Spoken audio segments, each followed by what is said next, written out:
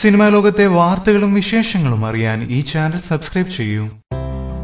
Sir, എന്റെ ഭാര്യയുമായി നിങ്ങളുടെ മകൻ പ്രണയത്തിലാണ്. ഗൾഫിൽ സിനിമാ ഷൂട്ടിങ്ങിനെത്തിയപ്പോൾ അവളുമായി ബന്ധം പുലർത്തി. അവൾ ഇപ്പോൾ ഗർഭിണിയാണ്. ഭർത്താവ് എന്ന നിലയിൽ പലവട്ടം വിലക്കി. എറണാകുളത്ത് അവളുമായി നടക്കുന്നതറിഞ്ഞ് അവനെ ഭീഷണിപ്പെടുത്തുന്നതിന് ഞാൻ ഗുണ്ടയെ വിട്ടു. പക്ഷേ 30,000 രൂപ നൽകി അവൻ ഗുണ്ടയെ ഒതുക്കി. അച്ഛൻ തകർന്നു പോയി. മകനെ വിളിച്ചു.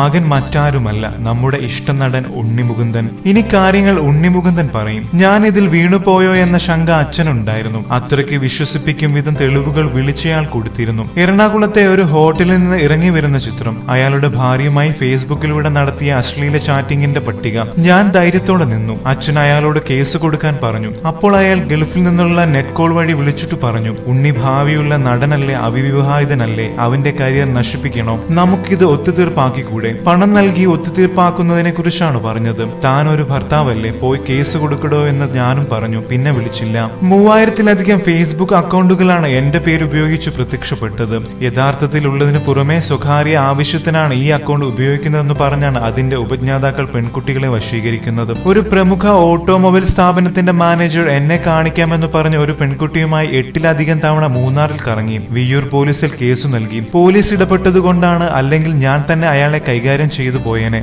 അബ്ദുൾ മനാഫ് എന്ന സോഫ്റ്റ്വെയർ വിദഗ്ധനെ വെച്ച് 3000-ഓളം അക്കൗണ്ടുകൾ നീക്കം ചെയ്തു. പക്ഷേ ഇപ്പോൾ നിർബാധം വന്നുകൊണ്ടിരിക്കുന്നുണ്ട്. യഥാർത്ഥ നടനാണ് മറുതലക്കിലെന്ന ഉറച്ച വിശ്വാസത്തിലാണ് ആരാധികമാർ ഇത്തരം ഫേസ്ബുക്ക് അക്കൗണ്ടുകളിൽ ചാറ്റിങ്ങിന് ഇറങ്ങുന്നത്. പലരും പുലർച്ചെ 2 മണിക്കും 4 മണിക്കുമാണ് ചാറ്റ് ചെയ്യുന്നത്, ഉണ്ണിമുകുന്ദൻ പറഞ്ഞു.